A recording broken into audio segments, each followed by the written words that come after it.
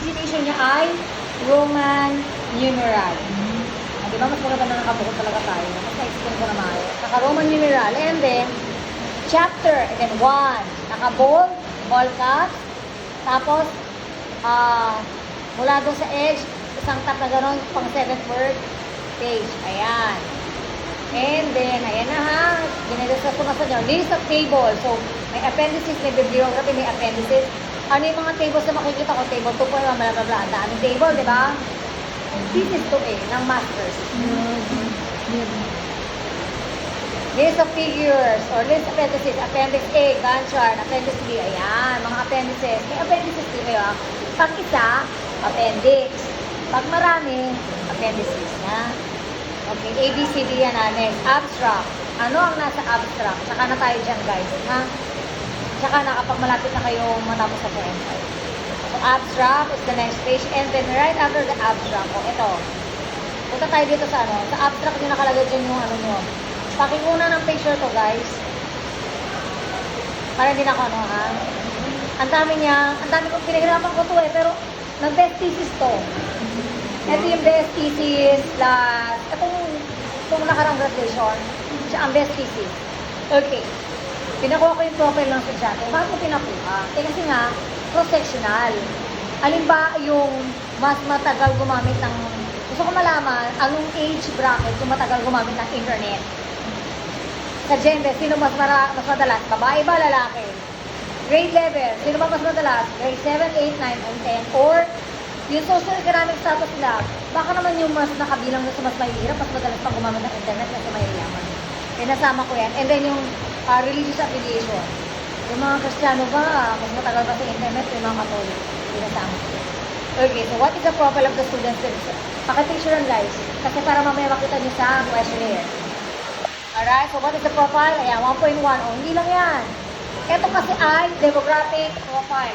May profile pa. Ano tungkol dito, iba? Social media use. So, bukod sa demographic profile nila, meron din profile ng social media engagement profile. Ako na gumawa nito. Kaya hindi na siya masyadong nagkaroon yan. Okay, so, pinakuha ko rin sa kanya yung social media platform, anong ginagamit, ilang oras gumagamit, ano yung type of content na karaniwang binibisita ng estudyante. Diba? And, bakit? Nasa social media. Alright? And then number 2, is there a significant, ito medyo matrabaho to, is there a significant relationship between the selected profile variables and the student's level of moral development? May kinalaman ba? O naaapektuhan ba yung kung mas bata at saka yung kanilang moral development pagdating sa social media, yung pinabangga ko. Medyo maraming, kaya one thing I realized, hindi ganun, huwag nyo kay quote ha, o yung off the record. Meron tayong iba't ibang tinatawag na statistical tool na magagamit when we talk about relationship. Linear regression, ibig sabihin nun, isa lang yung nakaka-apekto sa isang bagay. Halimbawa, ako, ano ang epekto ko sa inyo? So, sino lang ang pinag-uusapan? Ako lang, kung ano ang epekto ko sa inyo. So, linear, isa lang. Pag Pearson or relationship, pero ikaw, anong epekto mo sa akin, ako, anong epekto ko sa'yo. So, two-way. Pag chi-square, ang ano ay mas marami yung variable. Linear, isa. Pearson, dalawa. Chi, mas marami. Pero, sa kaso niya, mas tamang ginamit ang Spearman rule.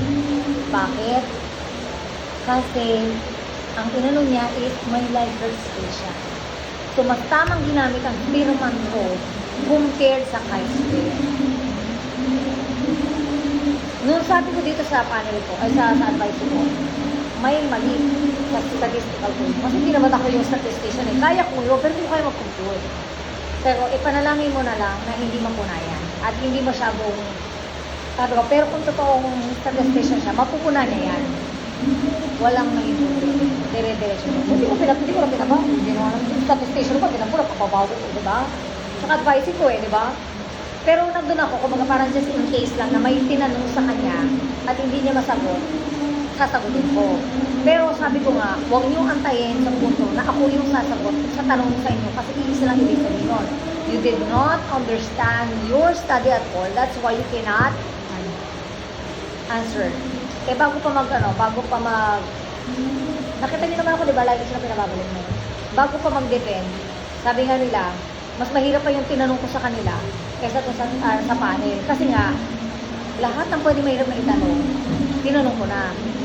So, nakahanda na sila. Lahat ng pwede dapat nilang masabi, sinabi na nila. Kaya wala nang naging tanong. As in, totally walang tanong. Parang nag-present lang sila.